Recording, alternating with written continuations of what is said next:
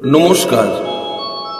অনেকে বলে গোলকে গোপনে ছিল এই হরিনাম, নিতাইয়ের করুণাতে পেয়েছি এ নাম।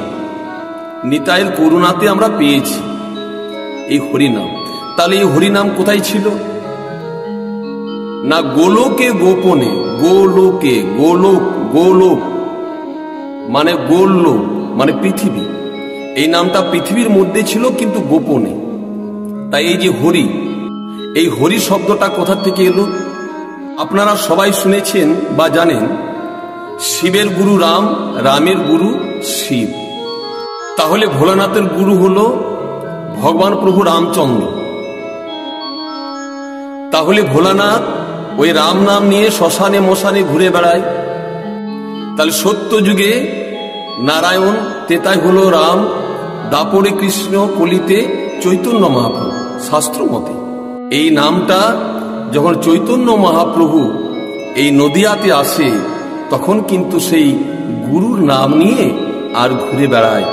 একটু লক্ষ্য করবেন, হর গৈরী, হরর হ আর গৈরীর র, তাহলে কি হলো? হ রি। তাহলে ভোলানাথ মা পার্বতীর থেকে এই হরি নামটা প্রকাশ হয়েছে।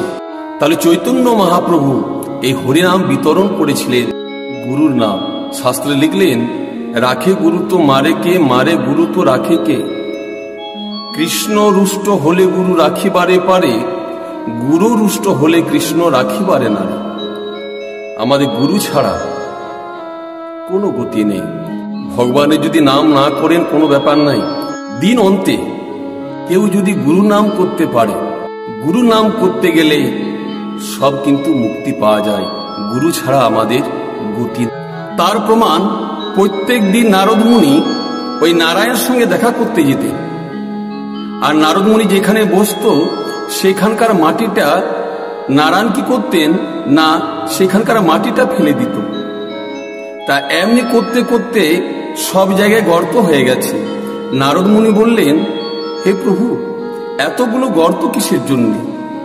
নারায়ণ বললেন, নারদ বললে হয়তো তোমার রাগ হবে। জানো নারদ, তুমি যেখানে বসো না সেখানকার মাটিটা পর্যন্ত অশুদ্ধ। নারদ বললেন, প্রভু কি বলছে? হ্যাঁ নারদ, এটা সত্যি কথা। কারণ জানো নারদ, তুমি গুরুমুখ হওনি। তার জন্য তুমি যেখানে বসো সেখানকার মাটিটা পর্যন্ত অশুদ্ধ। নারদ মুনি বললেন, তাহলে প্রভু আমাকে আপনি গুরুমুখ করুন। নারায়ণ বলল, নারদ আমি তো গুরুমুখ করতে পারবো না, তবে এক কাজ কর, তুমি ভোলানাথের কাছে যাও। ভোলানাথের কাছে গেলে ভোলানাথ বললেন, আমি গুরুমুখ করতে পারবো না। ব্রহ্মার কাছে গেলেন, ব্রহ্মা বলল আমি গুরুমুখ করতে পারবো না।